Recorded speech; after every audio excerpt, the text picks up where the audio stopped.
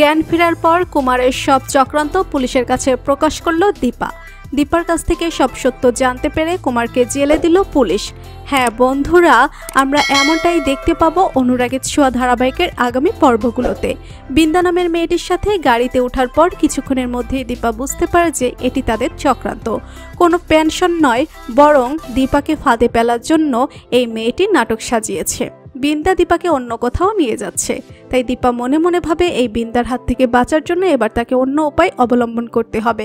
তবে চলন্ত গাড়িতে দীপা কারো সাহায্য পায় না। নিরুপায় হয়ে দীপা চলন্ত গাড়ি থেকে লাফ দেয় এবং মারাত্মক অ্যাক্সিডেন্ট করে। রক্তাক্ত অবস্থায় রাস্তায় পড়ে থাকলে দীপাকে উদ্ধার করে লালির বাবা সহ গ্রামের সবাই সূর্য যে হসপিটালে থাকে সেই হসপিটালে দীপাকে নিয়ে যায়। দীপাকে রক্তাক্ত অবস্থায় দেখে চমকে যায় সূর্য। দীপাকে সুস্থ করার জন্য মরিয়া হয়ে ওঠে সূর্য। অন্যদিকে সেখানে অর্জুন ও হাজির হয়।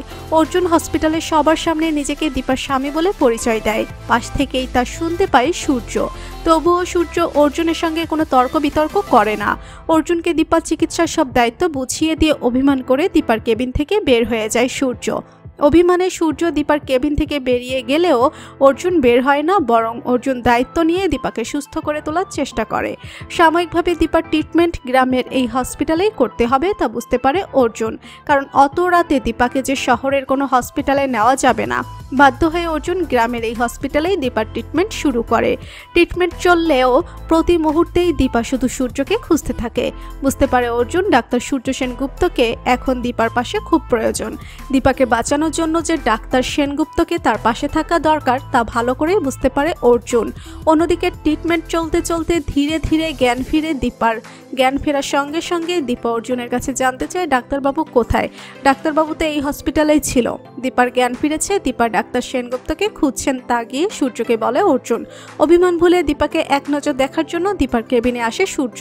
সূর্যকে দেখে সূর্যর কাছে সব সত্যি বলতে শুরু করে দীপা যে ওই কুমারের চক্রান্তে দীপার আজ অ্যাক্সিডেন্ট হয়েছে। কুমারের চক্রান্তে তার 2 মেয়ে সোনারূপাও বিপদে রয়েছে। রুদ্রমূর্তি ধারণ করে সূর্য কুমারের কাছে যায় এবং কুমারকে ঘাট ধরে পুলিশের কাছে নিয়ে জেলে ভরে দেয়। তো বন্ধুরা, তোমরা এমনটাই চাও? দীপার কাছ থেকে সব সত্য জানতে পেরে এইভাবেই কুমারকে পুলিশের দিক জানিয়ে দাও কমেন্ট করে। বাংলা ধারাবাহিকের সব আপডেট সবার আগে পেতে এক্ষুনি সাবস্ক্রাইব করে বেল বাটনে ক্লিক করুন। ধন্যবাদ সবাইকে।